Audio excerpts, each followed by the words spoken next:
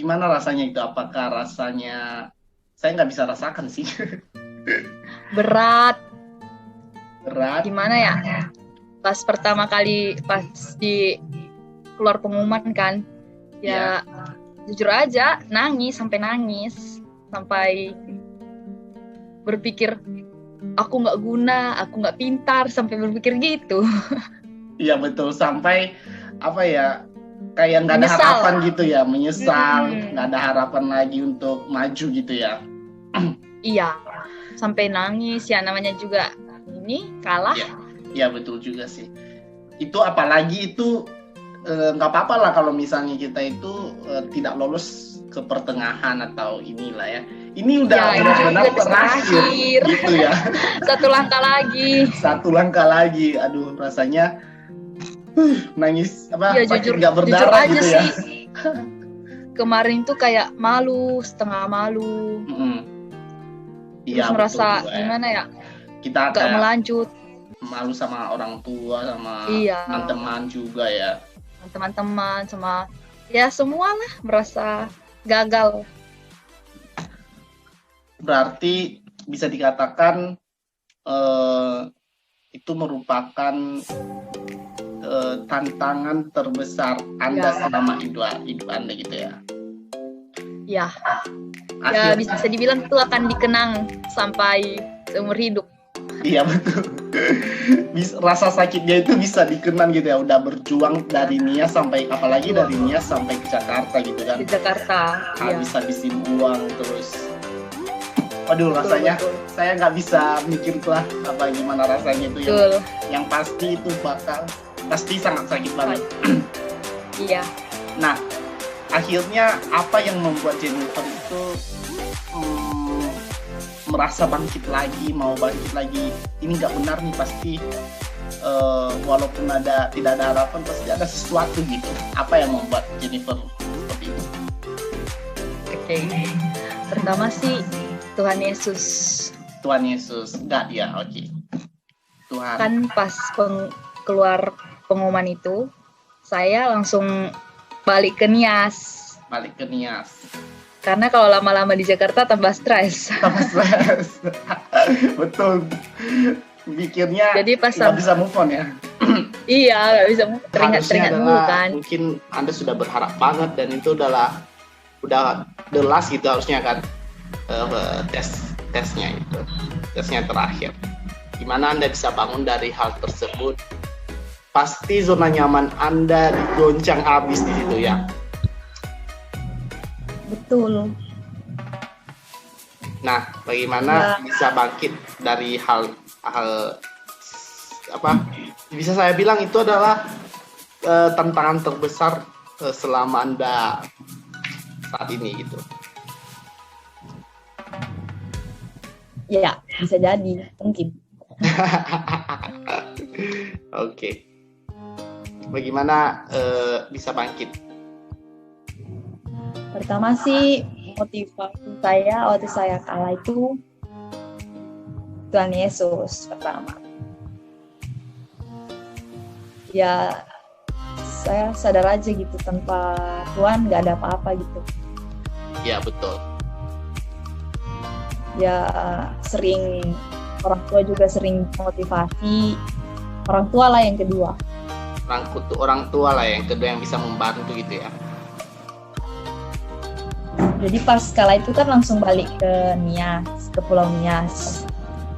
Nah, jadi pas ke Nias itu, disitulah dikasih kayak saran-saran, pencerahan gitu, kayak opini-opini baik dari mama, papa, tante, dan om, sama keluarga gitu. Iya, tapi pada saat itu mungkin enggak mampen gitu ya, mungkin pernah enggak mampen gitu. Nggak terima. Betul. Nggak masuk. Kayak ya udah ngomong-ngomong aja sih itu, padahal kan kita yang rasain kan. Iya betul. Lagi sakit gitu. Nah, ya hanya itu sih, menghibur diri sendiri aja dengan dengar lagu rohani, sering saat teduh sendiri, itu sih paling ampuh. Paling ampuh itu berarti bisa dikatakan guys, saat ini Jennifer memberikan suatu solusi jika kalian mengalami hal terpurukan seperti mungkin ya nggak sepersis sama dengan masalah dia, mungkin kita berbeda-beda latar belakangnya masalah kita. Artinya put God first ya, maksudnya in your life, apapun masalahnya kembali ke Tuhan. Maksudnya tempat perlarian yang paling the best itu adalah Tuhan gitu ya. Nah, Jennifer akhirnya di 1 tahun setelah gagal itu apa yang Anda lakukan gitu? Nah, ini juga pergumulan kan. Setelah saya gagal, kan saya balik ke Nias.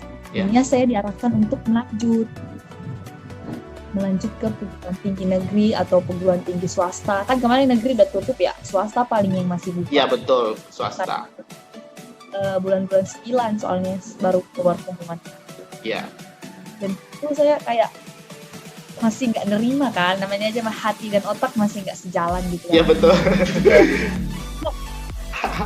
Jadi gimana ya, nggak mau kuliah, tapi juga nggak mau di Nias gitu. Iya betul. Aku juga nggak mau di rumah, nggak mau juga kuliah gitu. Jadi papa mama mengarahkan untuk bimbingan belajar gitu, les gitu. Di Medan. Tapi saya ngambil lesnya di Medan, saya nggak mau di Nias. Oke. Jadi ya karena saran itu dan syarat saya juga harus di Medan ya dikasih izin. Jadi setelah sampai di Medan dimulailah lagi kehidupan mandiri. Selama 1 tahun, berarti dalam 1 tahun itu mempersiapkan diri lagi untuk apa lagi, untuk ikut ke SBMPTN atau tes itu lagi gitu ya, atau dua-duanya gitu ya? Dua-duanya ya, berarti selain soalnya di tes itu yang saya ikut itu les masuk perguruan tinggi negeri, bukan masuk sekolah kedinasan. Lalu setelah pergumulan hati dengan jiwa itu pasti pada saat itu untuk berusaha lagi tuh ya paling berapa persen gitu ya betul sekali, enggak maksimal gitu ya. Nah akhirnya bagaimana cara Anda untuk berjuang 1 tahun itu untuk melanjutkan lagi gitu tes tahun depan? Pertama-tama sih waktu mulai bimbel kan, saya nggak peduli gitu, kayak belajar itu kayak asal-asalan, kayak nggak mau, masih nggak terima gitu. Masih belum terima. Akhirnya Anda terima kapan? Bulan Januari gitu, kan bulan 4 buka SBM kan, SBM atau SBM sama masuk mandiri gitu kan bulan 4. Bulan Januari. Saya termotivasi karena melihat teman-teman saya yang bimbel yang lainnya gitu. Teman-teman saya yang bimbel ini, mereka itu kayak berharap masuk, terus kayak udah belajar mati-matian gitu. Belajar mati-matian untuk masuk ke ini. Jadi saya kayak aku merasa bersalah di antara mereka gitu. Mereka udah belajar mati-matian, masa aku belajarnya asal-asalan gitu. Dan termotivasi juga karena orang tua, adik-adik. Makanya kalau nggak melanjut lagi, kalah lagi di tahun ini, berarti semua perjuanganku dari tahun lalu untuk ngambil nganggur gitu 1 tahun itu berarti salah gitu. Jadi aku nggak mau keputusanku itu salah. That's right. Berarti bisa dibilang pelajaran yang bisa diambil dari Jennifer ini adalah jangan pernah asal-asalan dalam suatu pekerjaan, meskipun kita tahu kita bisa, atau ya kita tahu zona nyaman kan. Ini temanya adalah di sesi kali ini adalah zona nyaman gitu ya. Nah pada saat harus keluar dari zona nyaman. Ya betul, harus keluar dari zona nyaman. Nah apa saja zona nyaman Jennifer yang Anda yang tantangan zona nyaman Anda pada saat itu yang mungkin membuat Anda merasa ya nggak mau improve diri? Oke, selama 1 tahun itu kan kayak gap year gitu ya, yang membuat saya nyaman, nggak mau ngapa-ngapain, putus asa gitu ya.